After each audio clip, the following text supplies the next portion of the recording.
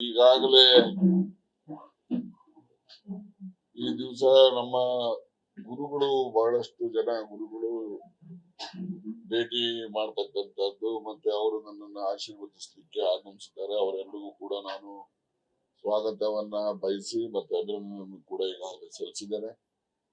ಆ ಸಂದರ್ಭದಲ್ಲಿ ತಾವು ಕೂಡ ಅವರ ಜೊತೆನಲ್ಲಿ ಮಾತಾಡಿದಿರಿ ಅಂತ ಹೇಳಿ ನಾನು ಆಶಿಸ್ತೇನೆ. ಈ ಮಧ್ಯೆ ನನ್ನನ್ನು ಆಶೀರ್ವದಿಸಲಿಕ್ಕೆ ಆಗಮಿಸಿದಂತ ಪರಮ ಪೂಜ್ಯ ಎಲ್ಲ ಗುರುವರಿಯರಿಗೂ ಕೂಡ ನಾನು ಶಿರಸಾಷ್ಟಾಂಗ ನಮಸ್ಕಾರಗಳನ್ನ ತಿಳಿಸುವುದರ ಜೊತೆಗೆ ಕೆಲವು ವಿಚಾರಗಳನ್ನ ಸಂಗತಿಗಳನ್ನು ನಾನು ಕೂಡ ಅವರ ಜೊತೆನಲ್ಲಿ ಮುಕ್ತವಾಗಿ ವಿಚಾರ ವಿನಿಮಯ ಮಾಡಿಕೊಂಡಿದ್ದೇವೆ.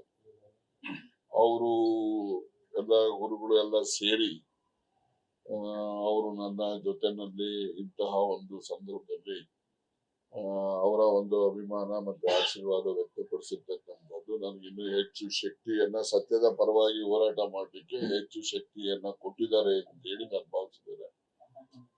ಮತ್ತೆ ಜೊತೆನಲ್ಲಿ ಈಗಾಗಲೇ ರಾಜಕೀಯದ ಏರುಪೇರುಗಳು ಸ್ಥಿತ್ಯಂತರಗಳು ಆಗು ಹೋಗುವ ಬಗ್ಗೆನೂ ಕೂಡ ಚರ್ಚೆ ಮಾಡಿದ್ದೇನೆ ಅವ್ರ ಹತ್ರ.